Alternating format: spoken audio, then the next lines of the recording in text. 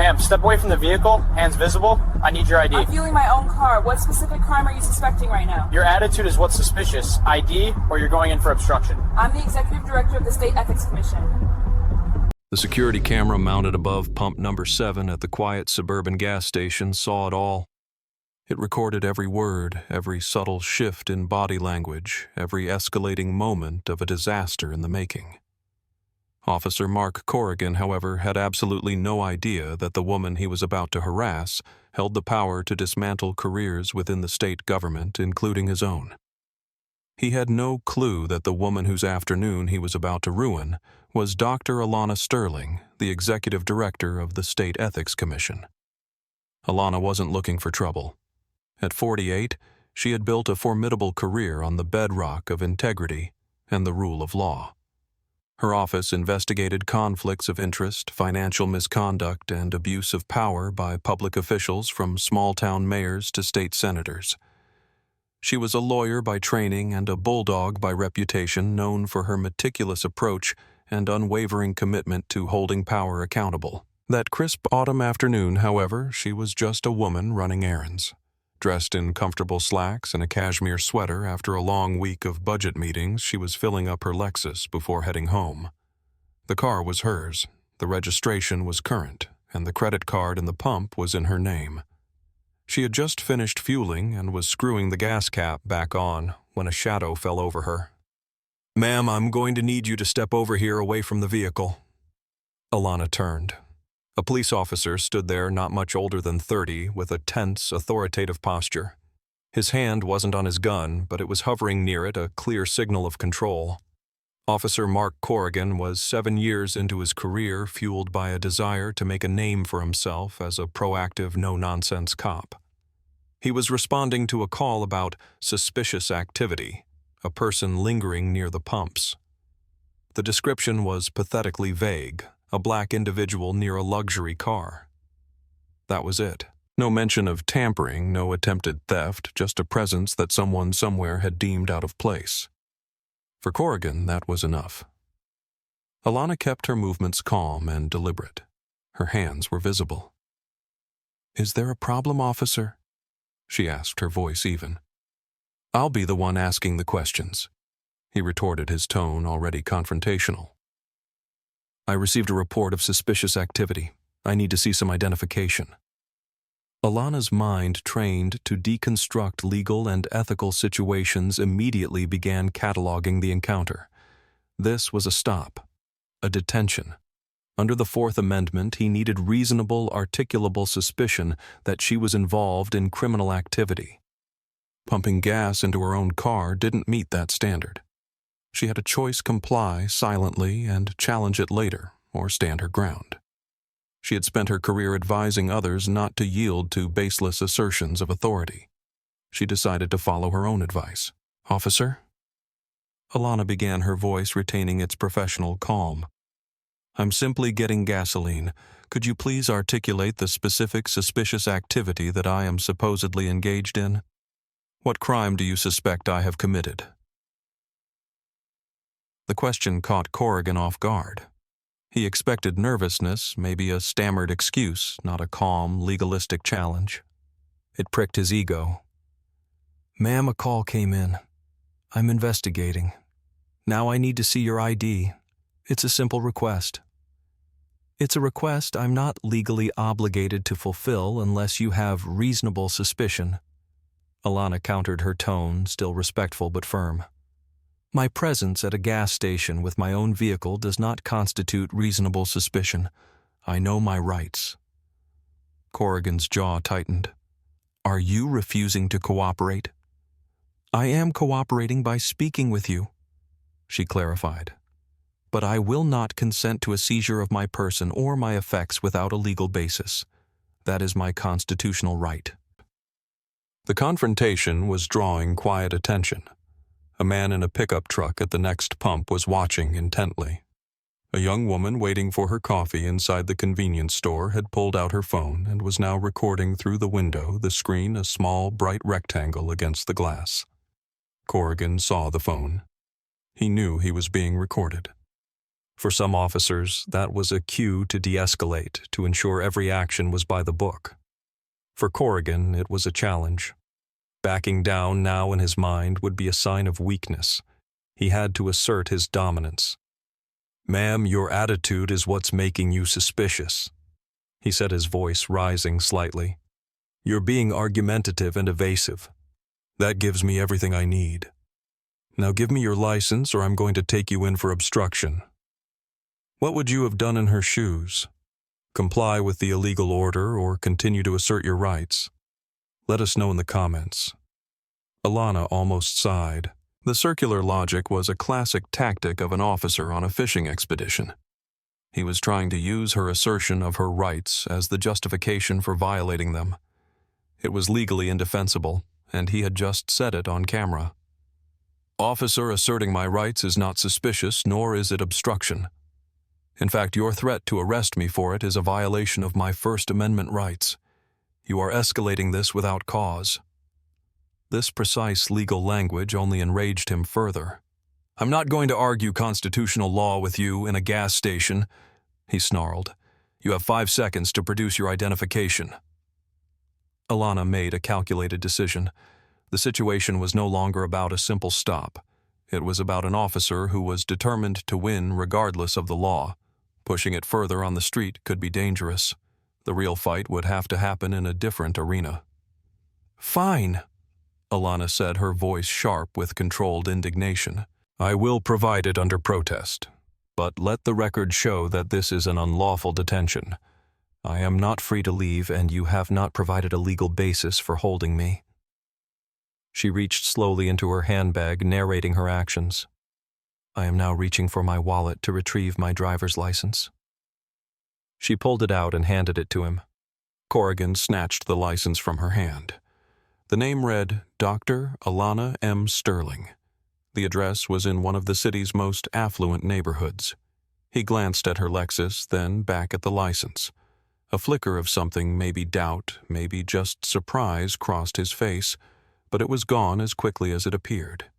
His ego was now fully in command. "You wait here," he ordered, his tone suggesting she was a flight risk. "Do not move." He walked back to his patrol car, leaving Alana standing by the gas pump, humiliated and furious but outwardly composed. She saw the woman inside the store give her a small encouraging nod. The phone still held steady. Alana gave a slight, almost imperceptible nod back. "Keep recording. Every second of this is evidence." Corrigan sat in his car, the engine humming. He wasn't just running her license. He was taking his time, deliberately prolonging the stop to punish her for her defiance. He was trying to teach her a lesson about who was in charge. The computer beeped. The result came back instantly. No warrants, no criminal history, a spotless driving record. The vehicle was registered in her name at the address on her license. There was absolutely nothing. Any reasonable officer would have ended the encounter right there. He would have returned the license, maybe offered a grudging, "Have a nice day," and left. But Officer Corrigan was not a reasonable officer. He had initiated a confrontation based on a flimsy, biased call. He had been challenged by a black woman who knew the law better than he did. He had been recorded. In his mind, letting her go now would be a loss. He couldn't lose. So he got out of his car, not with her license, but with a new, even more baseless demand. Corrigan strode back towards Alana, his expression grim. He had found nothing, so he had to create something. "Ma'am, I'm going to need to search your vehicle," he declared. Alana's eyes narrowed. "Absolutely not. On what grounds you don't have probable cause? Your argumentative behavior and the nature of the initial call give me reasonable suspicion to believe there may be contraband in the vehicle," he stated, reciting a line that sounded rehearsed and hollow. "That's absurd, and you know it." Alana shot back, her professional composure finally beginning to fray. "My argumentative behavior was me stating my constitutional rights. The initial call was a vague report of a person standing near a car. You cannot legally bootstrap those two things into probable cause for a search." You have no specific articulable facts to support this. I do not consent to a search. He was trapped in a corner of his own making, and he knew it. He had no legal standing. He had a witness recording him, and he had a woman who could cite legal doctrine better than he could. He fell back on the one thing he had left his authority, however illegitimate. "What do you do for a living that makes you think you know so much?" he asked, his voice dripping with sarcasm. Alana looked him directly in the eye, her voice dropping to a low, clear, and incredibly powerful tone. "I am the executive director of the State Ethics Commission. My office investigates public officials who abuse their authority. Officials just like you." The air seemed to crackle. The name of the commission hung between them, the very body that reviewed complaints of police misconduct and recommended disciplinary action. For a moment, Corrigan just stared. His face went from flushed with anger to pale with shock. He had just threatened and illegally detained the state's top ethics watchdog. But the shock quickly curdled back into rage and a desperate need to reassert control. He had gone too far to back down. He made the single worst decision of his career. "You're under arrest," he snapped. "For what crime?" Alana demanded, incredulous. "Interfering with a police investigation." "There is no investigation," she said, her voice rising for the first time. "There is only a police officer harassing a citizen based on a biased assumption. If you are going to arrest me, then do it. The camera is rolling, and you are about to hand my office its next big case on a silver platter." "Do you believe the officer should have apologized and walked away at this point? Let me know your thoughts below." Corrigan didn't hesitate. He pulled out his handcuffs. "Turn around. Hands behind your back." Alana stood her ground for a second, then slowly turned. She placed her hands behind her back. The cold metal of the handcuffs clicked shut around her wrists. A gasp went through the small crowd of onlookers. A state director arrested at a gas pump for the crime of being black in a nice car. Corrigan led her to his patrol car, the shame and fury burning in Alana's chest, but her mind was already shifting gears, building the lawsuit, planning the complaint, and preparing for the fight to come. The back of the patrol car was a cage of hard plastic and the faint sour smell of disinfectant. Alana sat perfectly still during the short drive to the station, her mind a whirlwind of legal strategy. She cataloged every violation, every word, every moment of the unlawful encounter. Officer Corrigan was silent, his knuckles white on the steering wheel. The silence wasn't calm. It was the tense, vibrating silence of a man who suspected he had just detonated a bomb and was waiting for the shrapnel to hit. He marched her into the station, a sense of defiant pride in his step, as if he were bringing in a major felon. A few officers glanced up, saw a well-dressed black woman in cuffs, and returned to their paperwork without a second thought. It was a routine sight. Corrigan handed her off to the booking sergeant, a grizzled 20-year veteran named Peterson, who had a reputation for being methodical and unflappable. "Book her for interfering," Corrigan mumbled, trying to sound nonchalant. "Gave me a real hard time." Peterson sighed. He hated paperwork for petty arrests. "All right, empty your pockets. Ma'am, please place your handbag on the counter." Alana complied silently. Peterson began the tedious process of inventorying her belongings. Phone, keys, a leather portfolio, a fountain pen. Then he opened her wallet. He pulled out her driver's license first, confirming her identity. Tucked behind it was another piece of identification. It was thicker, with an official state seal embossed in gold foil. He picked it up. His eyes scanned the text. "State of state name. Executive branch." Below that in bold letters, Dr. Alana M. Sterling, Executive Director, State Ethics Commission. Peterson froze. His fingers, which had been deftly handling her items, simply stopped moving. He slowly reread the ID card. The State Ethics Commission, the independent body with oversight jurisdiction over every single state and municipal employee, the office that investigated cops for misconduct. He looked up from the ID card, his gaze meeting Alana's calm, steady eyes. Then he looked at Corrigan, who was impatiently tapping his foot. Peterson's expression was unreadable, but a storm was gathering behind his eyes. He picked up the ID card and, without a word to Corrigan, walked straight toward the office of the watch commander, Captain Eva Rostova. Corrigan watched him go, a flicker of unease finally breaking through his arrogant facade. "Hey, what's the problem?" he called out. Peterson didn't answer. He knocked once on the captain's door and entered, closing it firmly behind him. Through the frosted glass, Corrigan could see two silhouettes. He couldn't hear the words, but he could feel the sudden, drastic shift in the station's atmosphere. The routine booking had just become something else entirely. The bomb he had lit at the gas station was about to go off right in the middle of his own precinct. Captain Eva Rostova was a 25-year veteran who had risen through the ranks by being smarter, tougher, and more politically astute than her peers. She had seen nearly every kind of crisis a police department could face. But when Sergeant Peterson laid the gold-sealed ID card on her desk, a cold knot formed in her stomach. "Where is she?" Rostova asked, her voice low and tight. "In booking. Corrigan brought her in. Charge is interfering," Peterson stated flatly.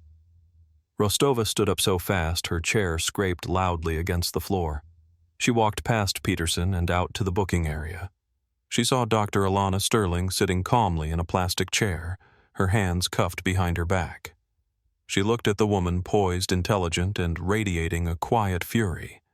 Then she looked at the credentials in her hand again. This was a Category 5 disaster. She returned to her office, closing the door. Her first call was to the chief of police at his home. The conversation was short, brutal, and filled with long, damning silences.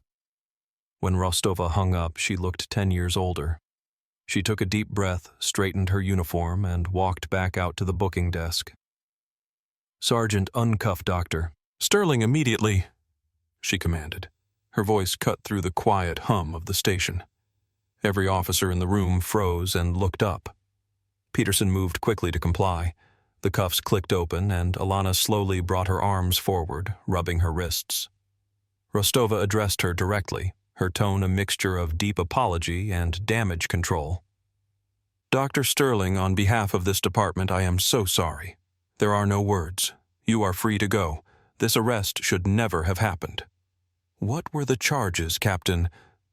Alana asked, her voice steady but cold as ice. "They are being dropped. This entire incident is being expunged." "That's not good enough," Alana stated. "I want a copy of the initial dispatch call. I want all body camera and dash camera footage from Officer Corrigan. I want the full incident report he is required to file, and I want the official arrest record even if it's being expunged. I want it all, and I want it tonight." It wasn't a request. It was an order. Rostova knew it. There was no negotiating. This woman built cases for a living. She was already building one now. "You will have it," Rostova said. "I will have a courier deliver digital copies to your home within the next 2 hours." Alana's belongings were quickly returned to her. Captain Rostova personally escorted her to the front door of the station, apologizing again. Alana didn't say another word. She stepped out into the cool night air, pulled out her phone, and called a car service. The fight in the gas station was over. The war for accountability was just beginning. By the next morning, the video recorded by the young woman in the convenience store was online. It had been sent to a local news outlet and posted to their social media channels. The title was stark, "Police Officer Arrests Woman for Interfering After She Questions Why She's Being Detained for Pumping Gas." The footage was a nightmare for the police department. It clearly showed Alana's calm, legally sound questions and Officer Corrigan's escalating aggression. It captured him admitting he found her argumentative attitude suspicious. It captured her calm statement of her constitutional rights. Most damningly, it captured her revealing her position as the state ethics director, followed immediately by his decision to arrest her. Within 48 hours, the video had millions of views. The department's Internal Affairs Division launched an immediate high-priority investigation, but it was a formality. The evidence was overwhelming and public. They pulled Corrigan's records, and the story became even worse. A clear pattern emerged. Over his 7 years on the force, Officer Corrigan initiated traffic stops of minority drivers at a rate 3.1 times higher than his white counterparts. His rate of asking to search the vehicles of black and Hispanic drivers was nearly 4 times the department average, despite the fact that those searches were less likely to turn up contraband than searches of white drivers. The data painted a picture not of a proactive cop, but of a biased one who used his badge to harass people. He was a lawsuit waiting to happen, and he had finally targeted someone who could fight back with the full force of the law. The department's most senior investigator interviewed Corrigan. He was belligerent, claiming he was doing his job, and that Dr. Sterling had created the confrontation. He insisted her refusal to immediately comply was obstruction. "At what point did your investigation find any evidence of a crime?" the investigator asked. Corrigan couldn't answer. "Did you have any basis to detain her other than the fact that she was a black woman with a nice car?" Corrigan sputtered denials, but he had nothing. 6 weeks after the incident, Officer Mark Corrigan was fired. The termination letter was a brutal multi-page document outlining his violations: unlawful detention, false arrest violation of First and Fourth Amendment rights, and conduct unbecoming an officer. His police union representative reviewed the video and the internal affairs report and flatly told him there was nothing they could do. His appeal was denied. His career in law enforcement was over. But for the city and the department, the consequences were just getting started. The termination of one officer wasn't the end of the story. It was the beginning of a systemic reckoning. The incident involving Dr. Alana Sterling was so egregious, so clearly documented, that it caught the attention of the state attorney general's office. They launched a pattern and practice investigation into the entire police department. For 8 months, state investigators embedded themselves in the department. They analyzed years of stop-and-frisk data arrest records and citizen complaints. Their final report was a scathing indictment of the department's culture, revealing widespread racial disparities in policing and a failure of leadership to address them. The city, facing a massive state-level lawsuit, had no choice but to enter into a consent decree.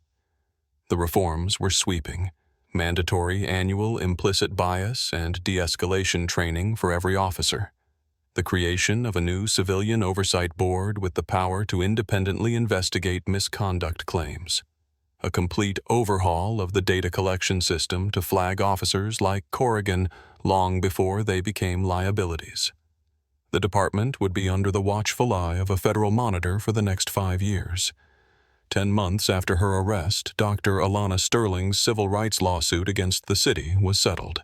The financial terms were kept confidential, but sources close to the negotiation reported the figure was well over $1 million.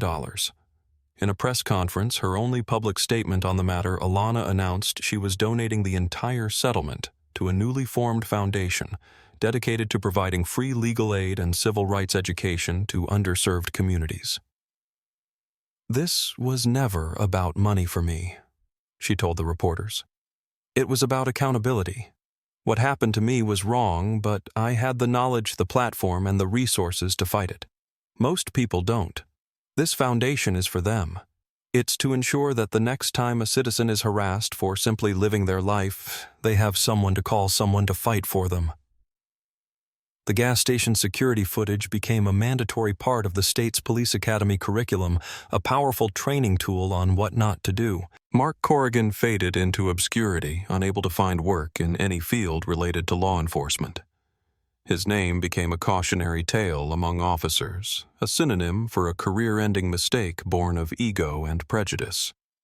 Dr. Alana Sterling returned to her work at the Ethics Commission. Her resolve strengthened, her focus sharper than ever. The encounter at the gas pump was over in a matter of minutes, but its impact reshaped a city and reinforced a powerful truth. Integrity is not just about following the rules, but about having the courage to hold accountable those who break them, no matter what uniform they wear. This story is a stark reminder of what can happen when power goes unchecked. But it's also a story of resilience and the fight for justice. What part of Dr. Sterling's story resonated with you the most? What do you think true accountability looks like in our communities? Share your thoughts in the comments below. Your voice matters in this conversation. And if you believe in telling stories that need to be heard, please consider subscribing. Thank you for watching.